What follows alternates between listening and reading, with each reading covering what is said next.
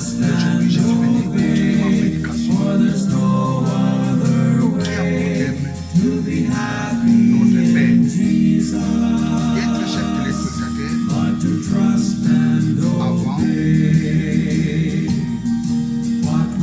cette prédication, j'aimerais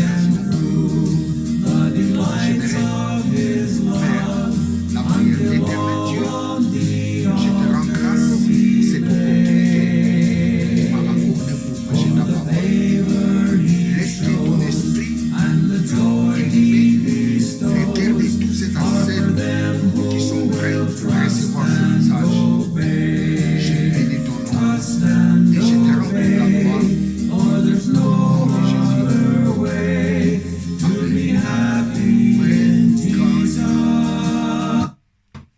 Praise God, praise God.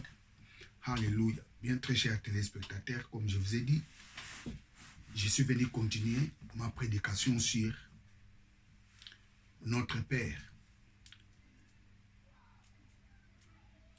Bien, nous allons lire toujours dans l'évangile de Matthieu, Matthieu chapitre 6. Nous allons commencer au verset 9. Matthieu chapitre 6, verset 9. Praise God. Hallelujah. Matthieu 6, 9. Voici donc comment vous devez prier. Notre Père qui est aux cieux, que ton nom soit sanctifié, que ton règne vienne, que ta volonté soit faite sur la terre comme au ciel. Donne-nous aujourd'hui notre pain quotidien. Pardonne-nous nos offenses, comme nous pardonnons aussi à ceux qui nous ont offensés. Ne nous laisse pas entrer dans la tentation, mais délivre-nous du malin, car c'est à toi qu'appartiennent dans tous les siècles les règnes, la puissance et la gloire. Amen. Praise God, hallelujah. Donc aujourd'hui, je vais parler sur que ton royaume vienne, que ton règne vienne. Vous savez, très chers téléspectateurs, comme je vous ai dit au début, la prière Notre Père est un modèle de la prière. Vous savez, dans la Bible, nulle part, vous allez voir que les apôtres faisaient la prière Notre Père. Vous ne les trouverez pas dans la Bible. Mais vous remarquerez, et lorsque les apôtres faisaient leur prière,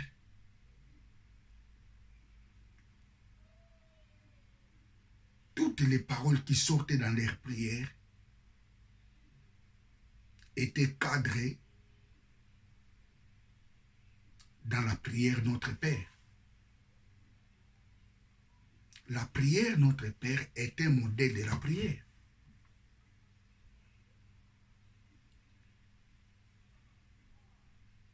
Praise God.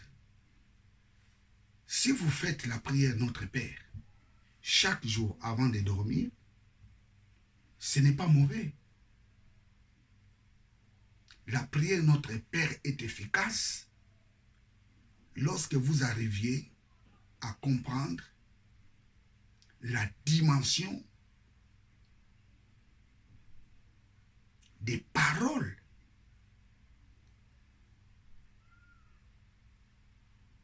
qui se trouvent dans cette prière. Praise God. La prière Notre Père est un modèle de la prière.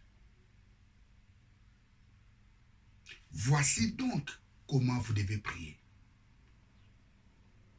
Cette première phrase nous montre que la prière Notre Père est un modèle de la prière que tout chrétien doivent suivre. Donc lorsque vous faites la prière, ta prière doit être cadrée dans la prière Notre Père. Tu ne peux pas sortir dans la prière Notre Père. C'est pour cela qu'il est très important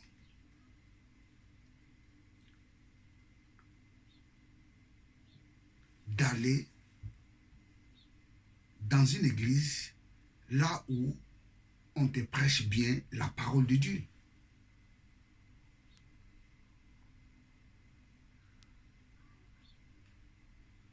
La prière Notre Père est un modèle de la prière.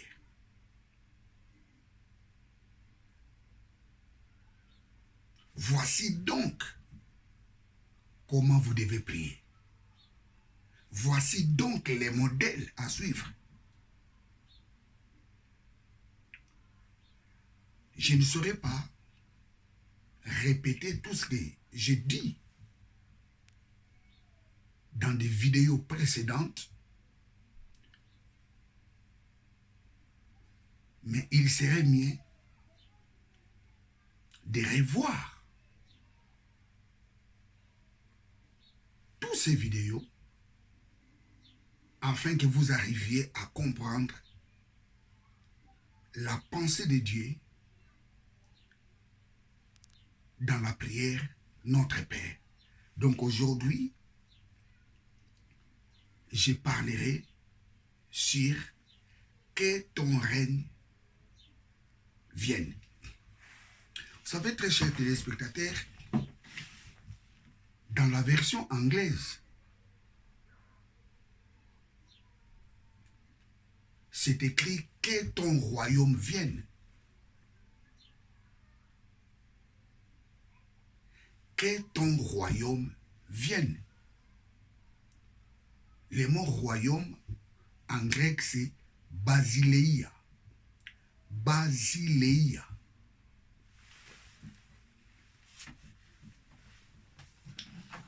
Praise God.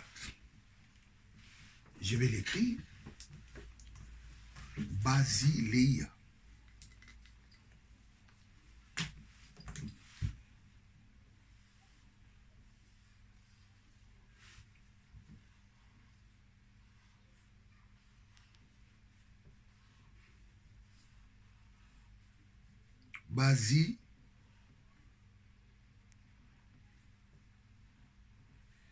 Basileia.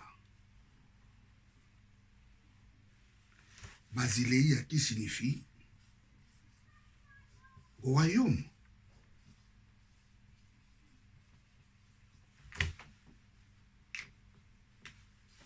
Grec, français.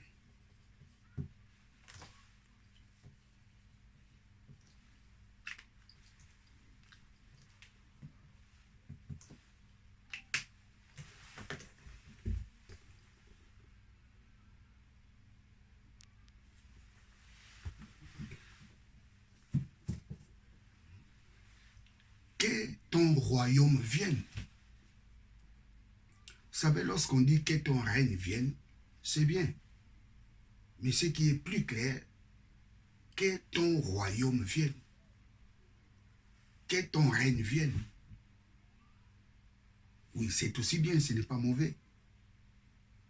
Mais j'ai préféré la version anglaise. Que ton royaume vienne. Vous savez, très chers téléspectateurs,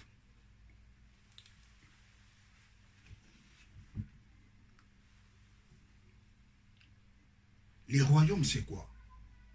Les royaumes est un État qui est gouverné par un roi. Le royaume est un État qui est gouverné par un roi. Mais je vais vous dire une chose, très chers téléspectateurs. La terre est un État de Dieu. La terre est un territoire de Dieu. Nous allons lire Psaume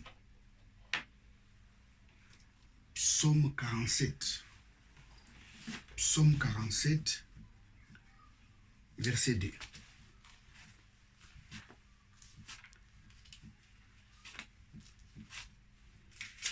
Psaume 47.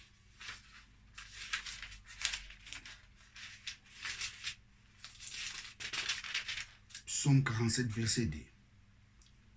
Vous tous, peuple, battez des mains, acclamez Dieu par des cris de joie. Verset 3. Car la terre, car l'Éternel, le Très-Haut est redoutable. Il est un grand roi sur la terre. Il est un grand roi sur la terre. Et nous allons lire les versets 7 à 8.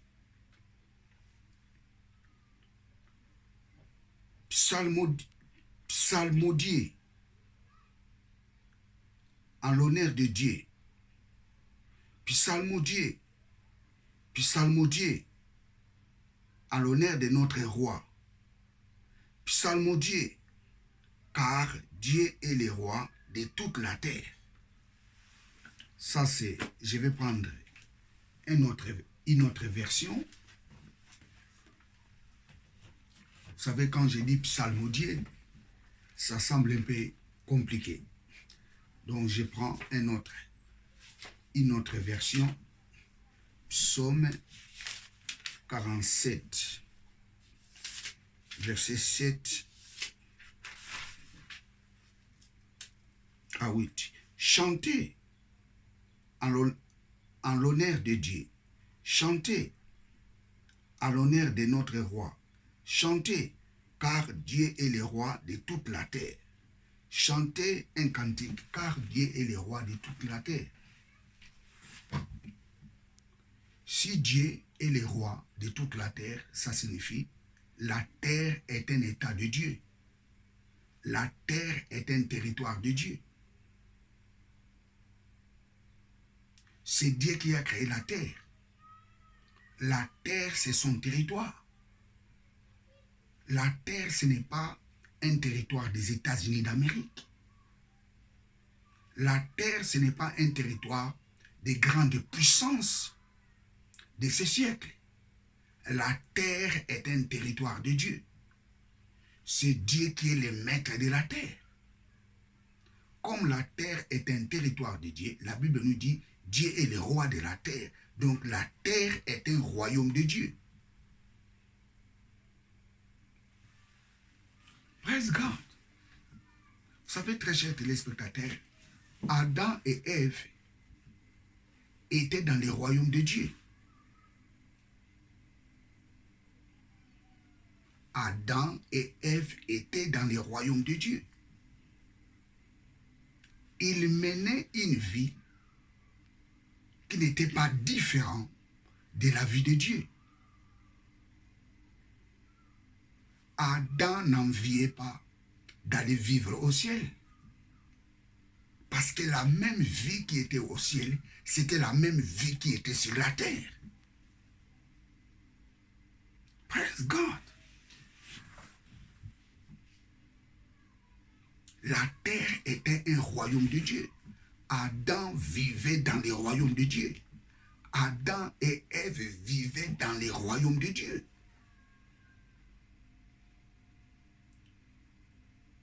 La même vie qui était au ciel, c'était la même vie qui était sur la terre. Adam ne tombait pas malade. Ève ne tombait pas malade. Il ne galérait pas. Il vivait dans la joie. Praise God. La Bible nous dit, à l'hiver, à l'été, au temps de la pluie, ils étaient sous la protection de Dieu. Parce que la Bible nous dit, les deux étaient nus dans le jardin.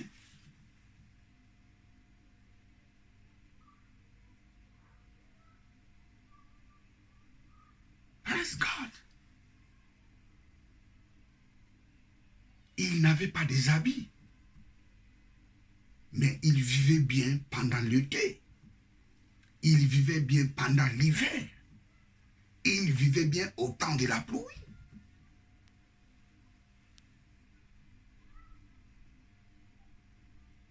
Qu'est-ce qu'ils faisaient afin qu'ils puissent bien vivre pendant toutes ces périodes? Ils vivaient bien parce qu'ils étaient sous la protection de Dieu.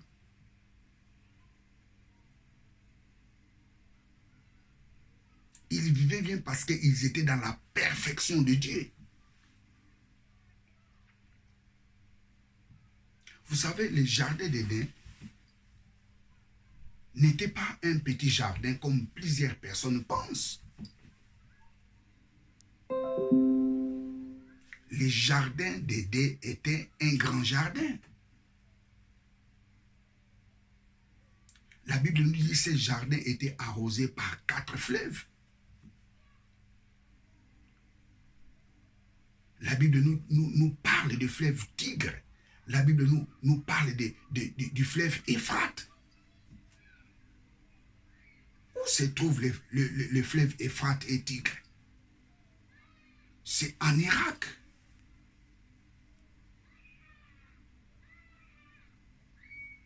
Le jardin d'Éden était un grand territoire. Le jardin d'Éden n'était pas un petit territoire.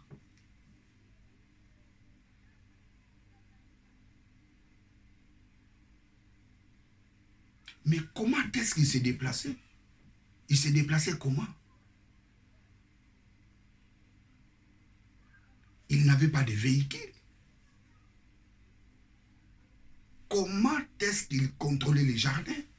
Parce que la Bible nous dit, Dieu leur avait dit de garder les jardins. Cela signifie, tous les jardins d'Éden étaient sous le contrôle d'Adam et Ève.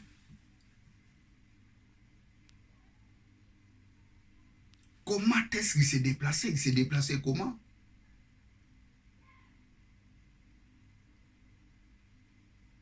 Au ciel, les gens n'ont pas besoin de véhicules pour se déplacer.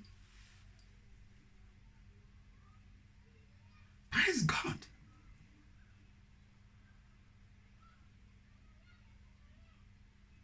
Adam, dans les jardins d'Éden, il n'avait pas besoin de véhicules pour se déplacer. Regardez un peu l'étendue du jardin d'Éden. Praise God.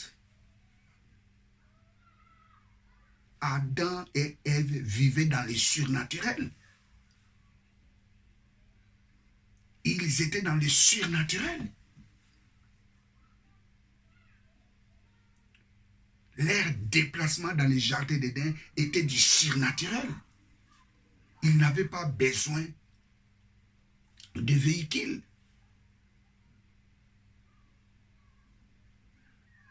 Pour aller à gauche ou à droite. Ils n'avaient pas besoin de vêtements pour se protéger contre l'hiver.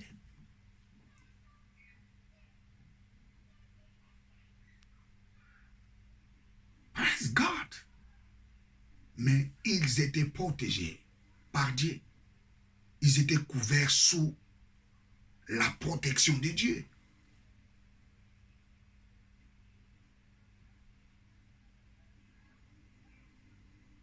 Adam et Ève étaient dans le royaume de Dieu.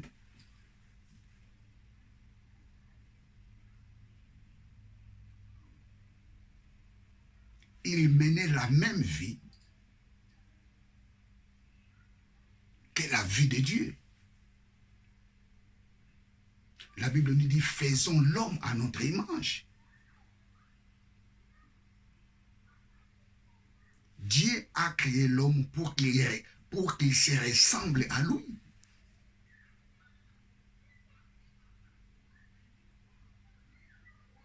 La Bible nous dit, les cieux et les cieux de Dieu, il a donné la terre aux fils des hommes.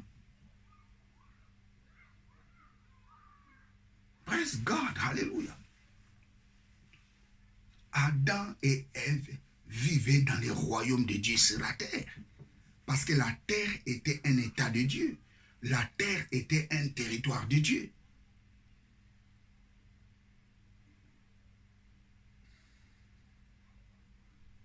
Mais écoutez, très chers téléspectateurs, les jours où Adam avait péché, c'était les jours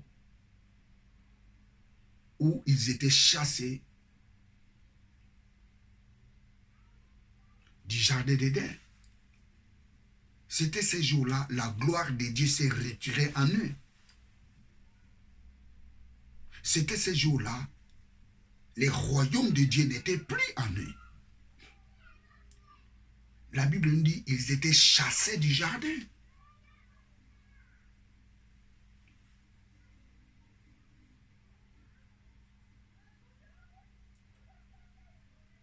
Praise God, hallelujah.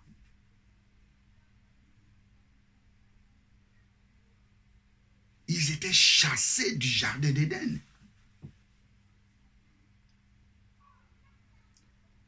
La gloire de Dieu n'était plus en eux.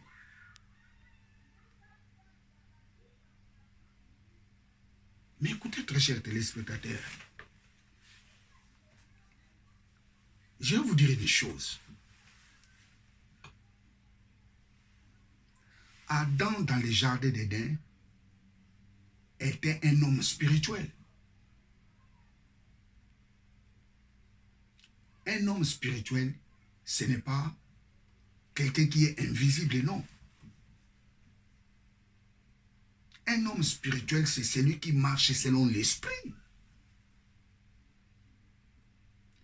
Adam était un homme spirituel dans le jardin d'Éden. Les jours qu'il avait péché, il n'était plus un homme spirituel. Il était devenu un homme charnel. Adam était devenu un homme charnel. Parce que la présence de Dieu n'était plus en eux. Adam a perdu sa spiritualité. Nous allons lire 1 Corinthiens, chapitre 15.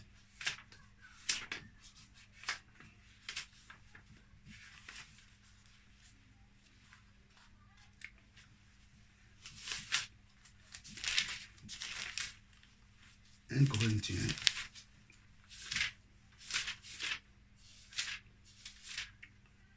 Corinthiens 15, 45. C'est pourquoi il est écrit, le premier homme Adam devint un être vivant. Et le dernier Adam est un esprit qui communique la vie.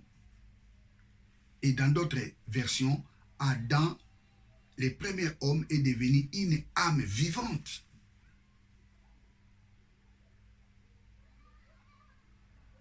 Adam était devenu une âme vivante, psuké.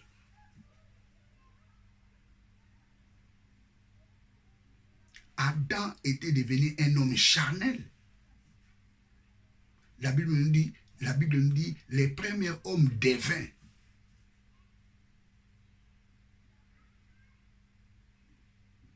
Une âme vivante.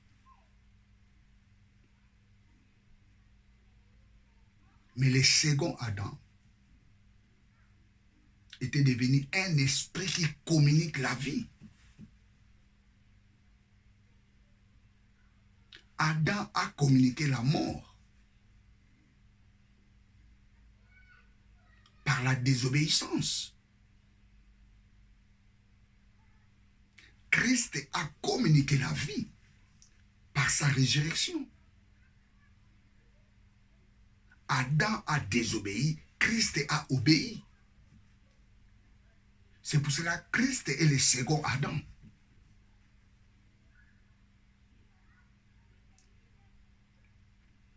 Praise God.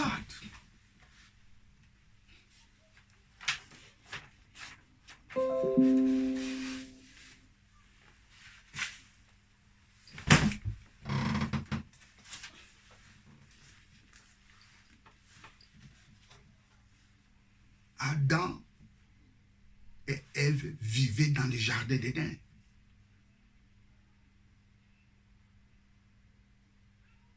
Il menait la vie de Dieu sur la terre. La même vie qui était au ciel, c'était la même vie qui était sur la terre.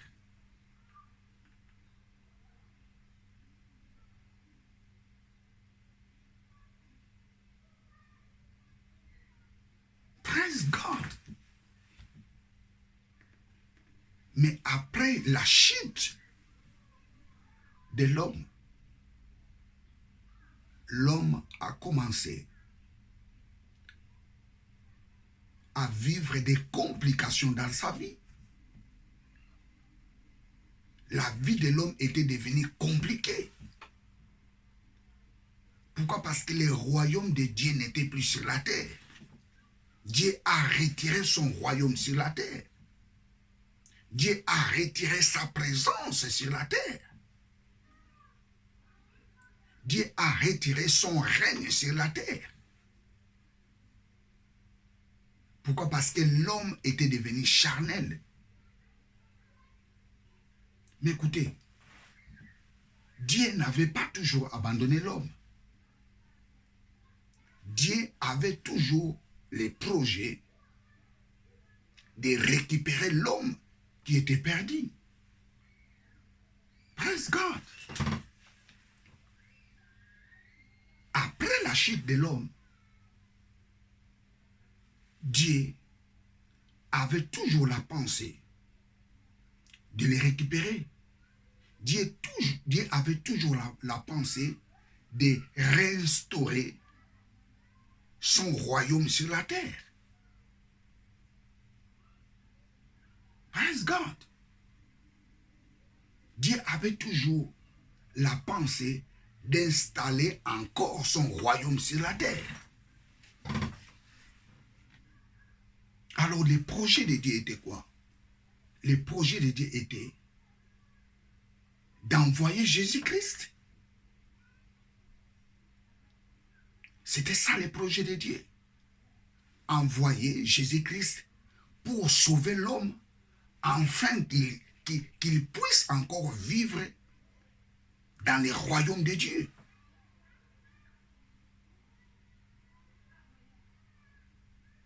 C'était ça les projets de Dieu. Sauver l'homme et de les faire rentrer de nouveau dans son royaume. C'était ça la pensée de Dieu. Alors Dieu envoie Jésus. Et lorsque Dieu envoie Jésus, les messages de Jésus étaient quoi? Nous allons lire ça, Matthieu chapitre 4, verset 17. Matthieu chapitre 4, je vais prendre une autre version.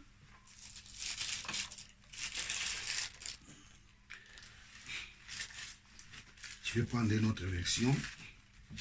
Matthieu chapitre 4, verset 17.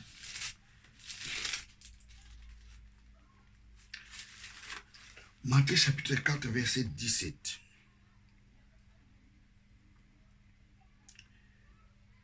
Dès ce moment, Jésus commença à prêcher et à dire, répentez-vous, car le royaume des cieux est proche. Répentez-vous, car le royaume des cieux est proche. Ça, c'était le message de Jésus. Répentez-vous parce que le royaume de Dieu est proche. Dieu veut réinstaurer son royaume sur la terre. Dieu veut mettre encore son royaume sur la terre. Le royaume que Adam avait perdu, le royaume que Ève avait perdu, Dieu veut les réinstaurer sur la terre. Dieu veut réinstaller. C'est ça le vrai mot. Dieu veut réinstaller les royaumes de Dieu sur la terre.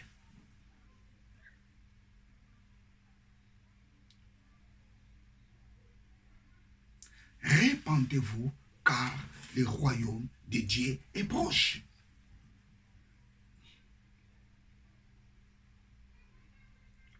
C'était ça le message de Jésus. Mais écoutez, très chers téléspectateurs,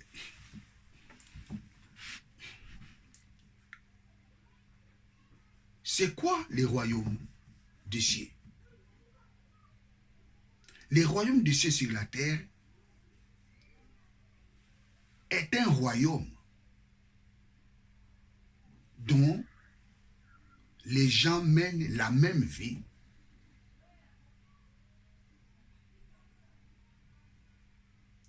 avec les gens qui vivent au ciel.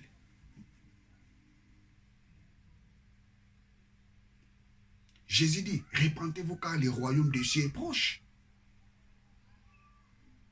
Le royaume des cieux est proche de venir sur la terre. Cet royaume que Ève avait perdu. Ce royaume que Adam avait perdu. Dieu veut les réinstaller sur la terre.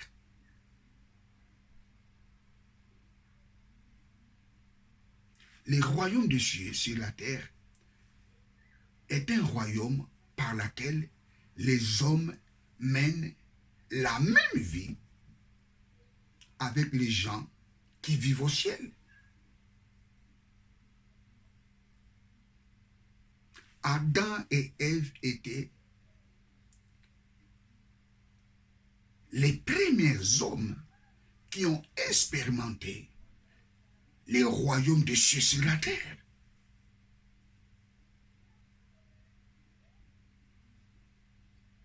Pendant l'hiver, ils n'avaient pas besoin de mettre des manteaux.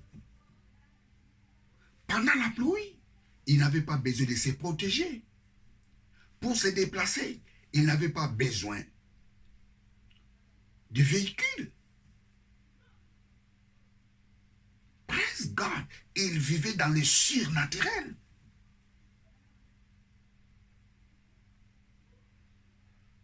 Et Jésus dit, hey, ce royaume-là est proche. Praise God. Dans les royaumes des cieux, les gens ne tombent pas malades. Dans les royaumes des cieux, les gens ne volent pas. Dans le royaume des cieux, il n'y a pas de pauvres. Dans le royaume des cieux, tout est possible. Il n'y a pas d'impossibilité dans le royaume de Dieu. Dans le royaume de Dieu, dans le royaume des cieux, il n'y a pas de gens qui sont maudits. Il n'y a que des bénis qui sont dans le royaume des cieux.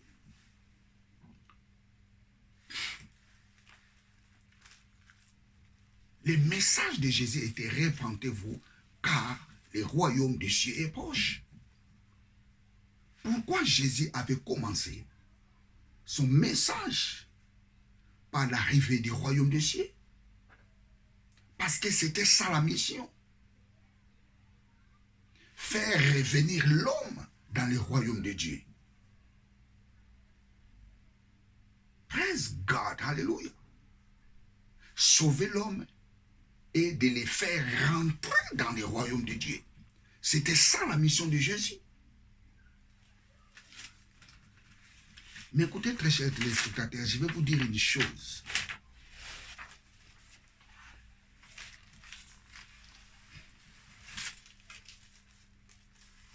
Il y a deux phases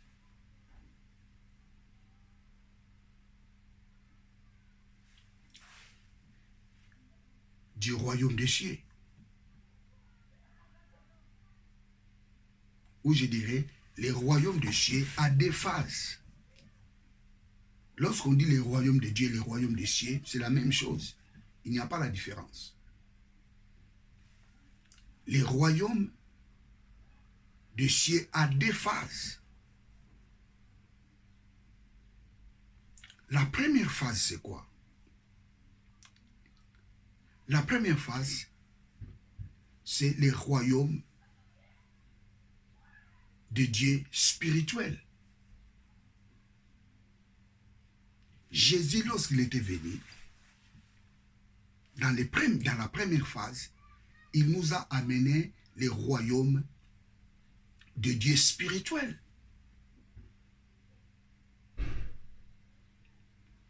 Ça, c'est la première phase du royaume de Dieu. Nous allons lire Luc chapitre 4. Luc chapitre 4. Non, Luc chapitre 17. Luc chapitre 17, verset 20. Luc chapitre 17, verset 20.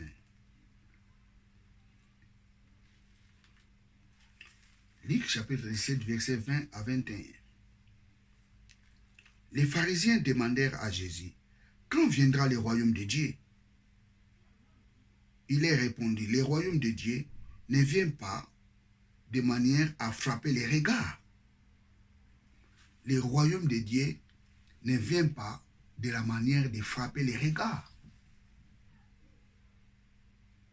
Les pharisiens demandent à Jésus, « Jésus, quand est-ce que viendra le royaume de Dieu ?» Jésus dit, « Oh non, le royaume de Dieu viendra d'une manière qui ne frappera pas les regards des gens. » Et ce passage nous montre la première phase du royaume de Dieu. La première phase du royaume de Dieu, c'est le royaume de Dieu spirituel.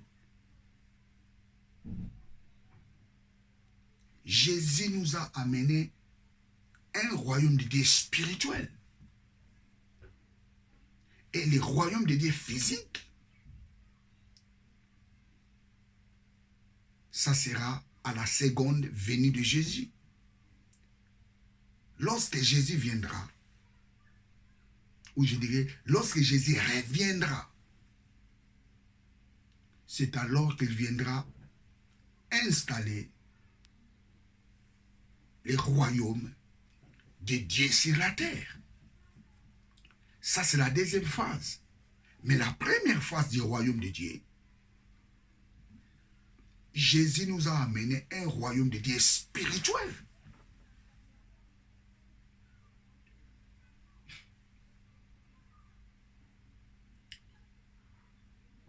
Jésus dit, hey, le royaume de Dieu n'est pas venu d'une manière pour frapper les regards des gens. D'une autre façon, Jésus leur disait, hey, le royaume de Dieu n'est pas venu d'une manière visible. Le royaume de Dieu est venu d'une manière invisible. Le royaume de Dieu est venu dans le cœur des gens. Écoutez, très chers téléspectateurs, les jours où tu avais accepté Jésus-Christ comme Seigneur et Sauveur, c'était ces jours-là, tu étais entré dans le royaume de Dieu.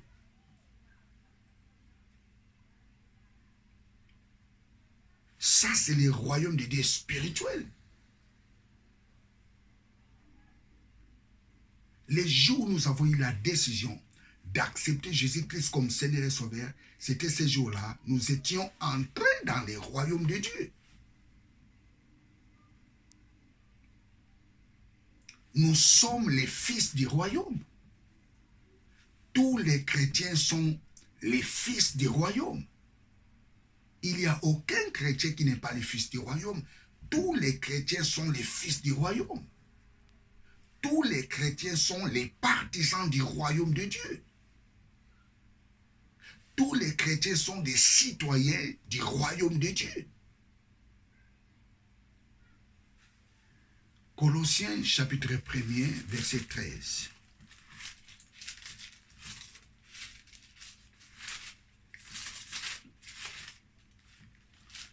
Colossiens,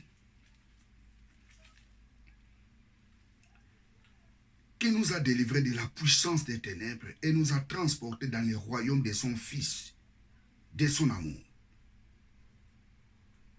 Je relis. Je commence au verset 12. Rendez grâce au Père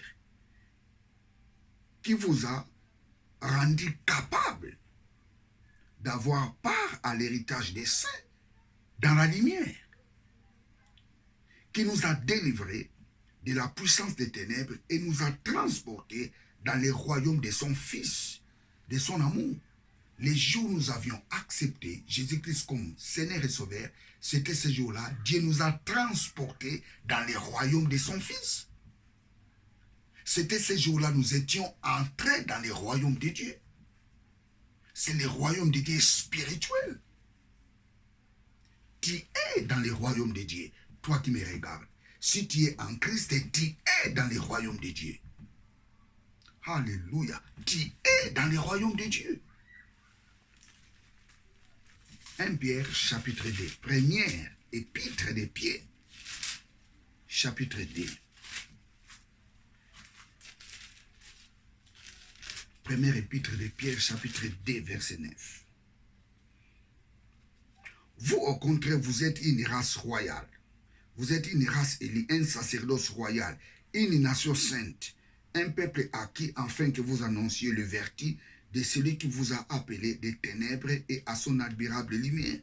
Vous, au contraire, vous êtes une race élue, un sacerdoce royal. Nous sommes de la race élue. Dieu nous a élus les jours où nous avions accepté Jésus-Christ comme Seigneur et Sauveur. C'était ces jours-là, nous étions devenus les élus de Dieu. Et nous avions formé un royaume de sacrificateurs. Vous savez, à chaque fois quand vous priez, il faut confirmer ces choses. Oh papa, merci parce que tu m'as fait un royaume de sacrificateurs. Oh papa, merci parce que je suis une nation sainte. Pendant la prière, il faut affirmer ce genre de choses. Il faut affirmer ces paroles. Tu es de la race royale. Tu es un peuple acquis. Tu es de la race élue. Praise God, alléluia. Les jours où nous avions accepté Jésus-Christ comme Seigneur et Sauveur, c'était ces jours-là, nous étions entrés dans le royaume de Dieu. Écoutez, très chers téléspectateurs, la Bible nous dit dans la prière de notre Père, Jésus dit que ton royaume vienne. Et les jours où nous avions accepté Jésus-Christ comme Seigneur et Sauveur, c'était ces jours-là, nous étions entrés dans le royaume de Dieu. Donc, tu ne peux pas faire la prière, oh Père, que ton royaume vienne. Non, tu es dans le royaume de Dieu. Tu es dans ce royaume.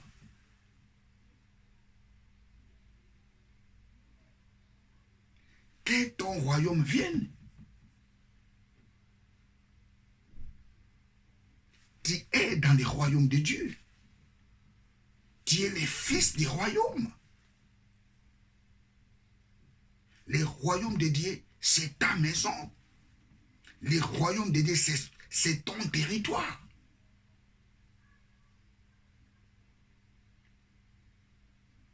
Voici donc comment vous devez prier. Notre Père qui est aux cieux, que ton nom soit sanctifié, que ton règne, que ton royaume vienne. Je vous ai dit que la prière Notre Père est un modèle de la prière.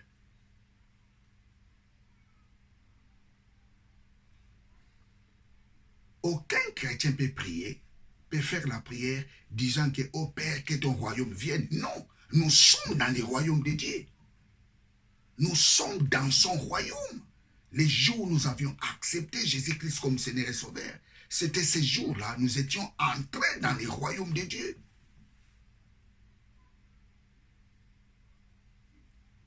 Tu es le fils du royaume. Le royaume de Dieu est en toi. Que ton royaume vienne. La prière, notre Père, est un modèle de la prière. Et il faut savoir aussi le contexte. Jésus a enseigné à ses disciples la prière, notre Père, avant sa mort.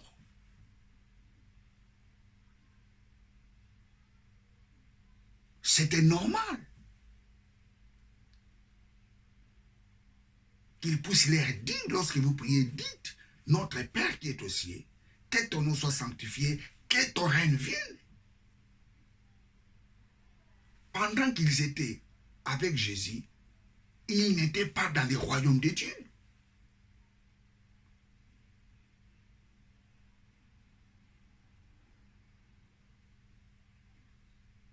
Ils n'étaient pas dans le royaume de Dieu.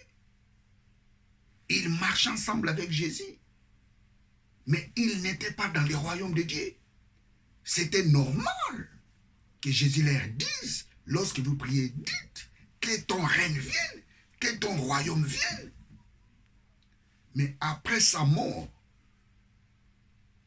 et sa résurrection, la Bible nous dit, les disciples ont cru en Jésus. Vous savez, le christianisme commence par la résurrection de Jésus. Le christianisme ne commence pas par la mort de Jésus. Sur la croix ou sur les monts Golgotha, il n'y a pas le christianisme. Le christianisme commence par la résurrection de Jésus. Les disciples, lorsqu'ils ont vu Jésus-Christ ressuscité, c'était ces jours-là, ils ont cru en lui. C'était ces jours-là, ils étaient devenus les fils du royaume. C'était ces jours-là, ils étaient entrés dans le royaume de Dieu. Parce qu'on est sauvé lorsqu'on croit en Jésus-Christ.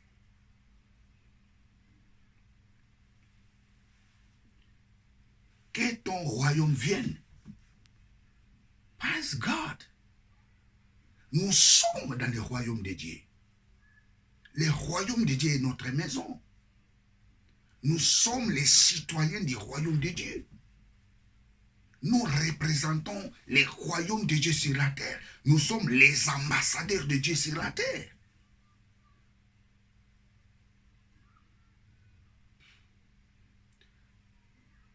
Praise God, hallelujah. Tu es les fils du royaume. Écoutez, très chers téléspectateurs. Adam et Ève, lorsqu'ils étaient dans le jardin d'Éden, ils menaient la même vie avec la vie que Dieu avait. Adam et Ève n'enviaient pas les gens qui vivaient au ciel, parce que la même vie qui était au ciel, c'était la même vie qui était sur la terre. Adam et Ève vivaient dans le surnaturel. Et nous, en Christ Jésus, nous sommes entrés dans ce royaume. Praise God, nous sommes les fils du royaume. C'est-à-dire, notre vie égale à la vie de Dieu. Parce que nous avons reçu la vie de Dieu en nous. La vie de Dieu est en nous. La parole de Dieu nous dit, tel qu'il est, tel que nous sommes dans ce monde. Pourquoi tel qu'il est, tel que nous sommes dans ce monde? Parce que nous sommes les fils du royaume. Dieu ne tombe pas malade. Nous refusons de tomber malade. Dieu n'échoue pas. Nous refusons d'échouer. Dieu ne galère pas. Nous refusons de galérer sur la terre. Parce que nous sommes les fils du royaume. Le royaume de Dieu est en nous. La Bible dit nous sommes les prémices de sa créature. Nous sommes les échantillons des gens qui vivront dans les nouveaux cieux, dans les nouveaux dans la nouvelle terre et dans les nouveaux cieux. Que Dieu viendra installer sur la terre. Nous sommes les prémices de sa créature.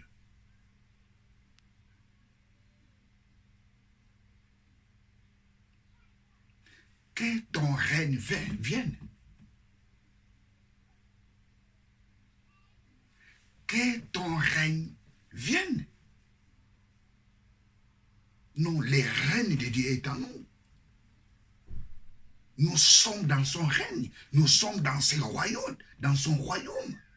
Nous sommes dans le royaume de Dieu.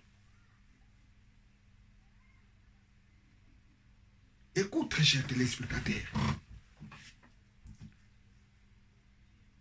Quand tu dors sur ton lit, tu ne dors pas dans ta maison, mais tu dors dans le royaume de Dieu. Ça signifie que tu es sous la couverture du royaume de Dieu. Lorsque tu travailles sous la couverture du royaume de Dieu. Lorsque tu conduis les véhicules, tu conduis les véhicules sous la couverture du royaume de Dieu. Tu es le fils du royaume. Non, toi tu ne peux pas faire la prière. Oh, Père, que ton royaume vienne. Non! Tu es dans le royaume de Dieu. Tu es dans son royaume. Et lorsque vous faites la prière, tu dois faire la prière comme les fils du royaume. Tu dois faire la prière comme les fils du royaume.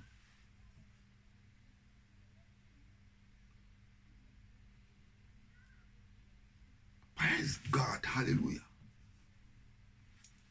Que ton règne vienne. Non. Le royaume de Dieu est en nous. La prière de notre Père est un modèle de la prière. Vous savez, lorsque quelqu'un qui est né de nouveau, lorsqu'il fait la prière de notre Père, je pense ça sera une incohérence. Pourquoi? Parce que tu es dans le royaume de Dieu. Tu demandes encore à Dieu, oh Dieu, que ton royaume vienne. Non, le royaume de Dieu est en toi. Tu es dans le royaume de Dieu. Tu es dans son royaume. Nous allons prendre un passage. Philippiens chapitre 3. Philippiens.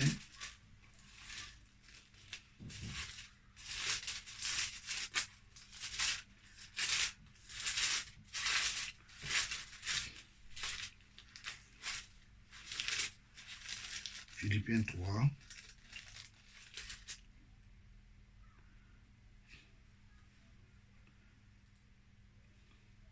Mais notre cité à nous est dans les cieux, d'où nous entendons aussi comme sauveur le Seigneur Jésus-Christ, qui transformera le corps de notre humiliation en les rendant semblables au corps de sa gloire, par les pouvoirs qu'il a assujettis toutes choses.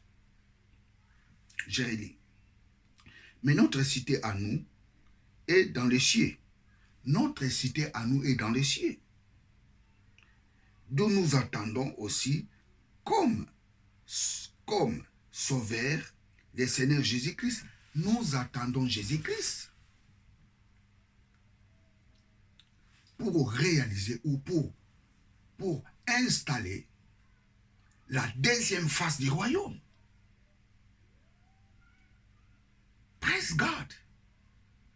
Nous attendons Jésus-Christ pour installer la deuxième phase du royaume.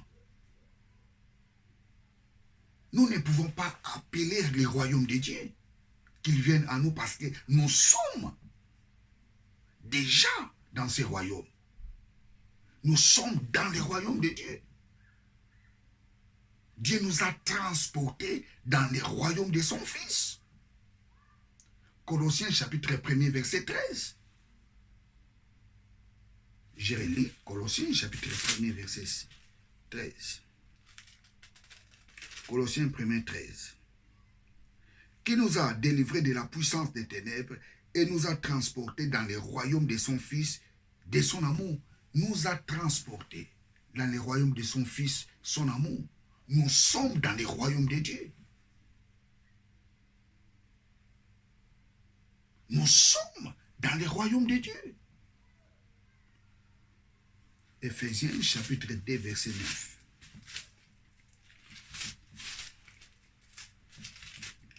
Éphésiens 2, 9. Éphésiens 2, 19.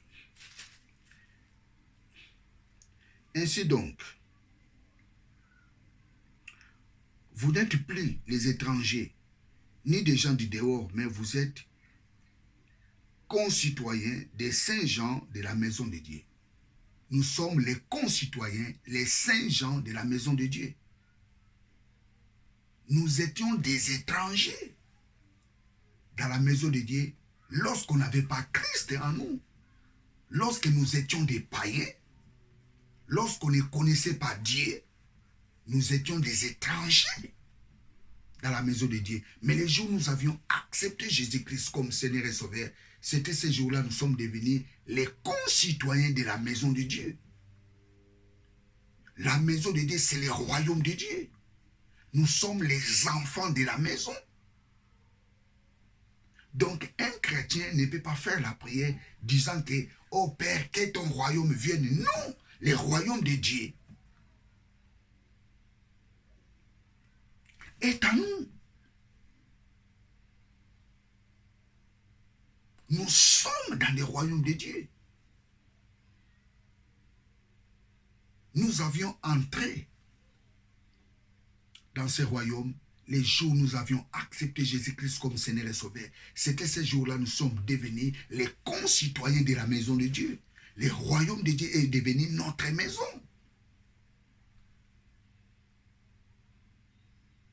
Tu es le fils du royaume.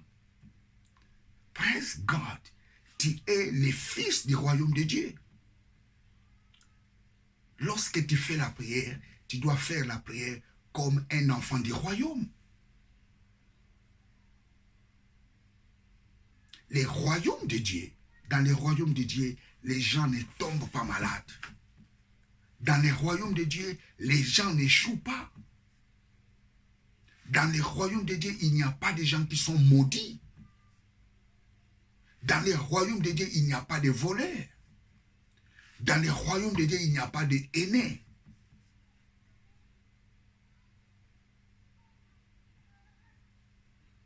Dans les royaumes de Dieu, il n'y a pas de gens qui sont jaloux.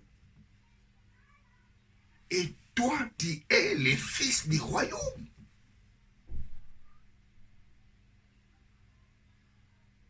Alléluia. J'ai dit, tu es le fils du royaume. Tu es le fils du royaume. La maladie n'est pas ta part. Tu es le fils du royaume. La pauvreté n'est pas ta part. Tu es le fils du royaume. La jalousie n'est pas ta part. Tu es le fils du royaume. La malédiction n'est pas ta part. Tu es le fils du royaume. Tu ne peux pas galérer sur cette terre parce que tu es le fils du royaume. La maladie n'est pas ta part parce que tu es le fils du royaume.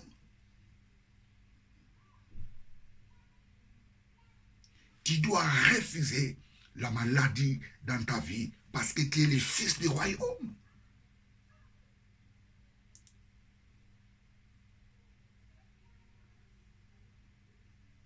Lorsque tu fais la prière comme un fils du royaume.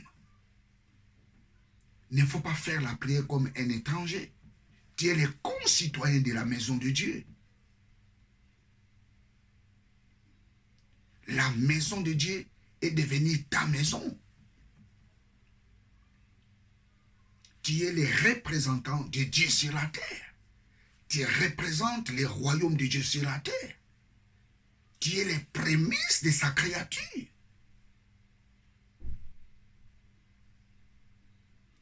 que ton royaume vienne. Non, toi, tu es dans le royaume de Dieu.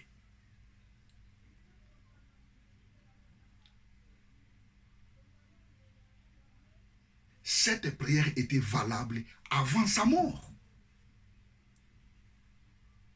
Et après sa résurrection, cette prière prend une autre dimension.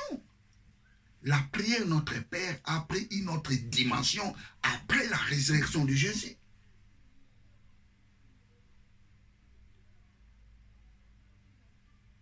Je reprends, la prière Notre Père a eu une autre dimension après sa résurrection.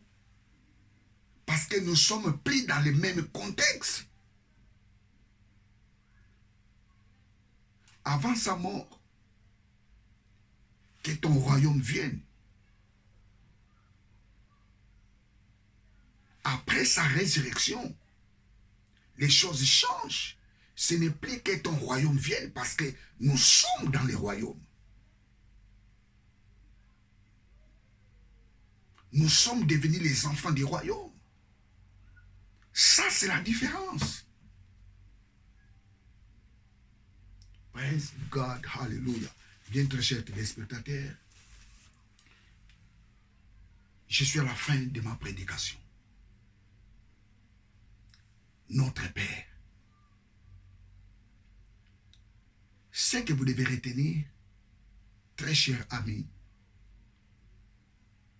que les jours où tu avais accepté Jésus-Christ comme Seigneur et Sauveur, c'était ces jours-là, tu étais entré dans le royaume de Dieu. C'était ces jours-là, tu étais devenu les fils du royaume. C'était ces jours-là, tu étais devenu les concitoyens de la maison de Dieu.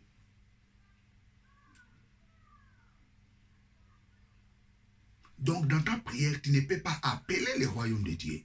Pourquoi? Parce que tu es dans le royaume de Dieu. Praise God, hallelujah. Bien, très chers téléspectateurs, la suite de la prédication sera pour la semaine prochaine. Que Dieu vous bénisse. Ciao.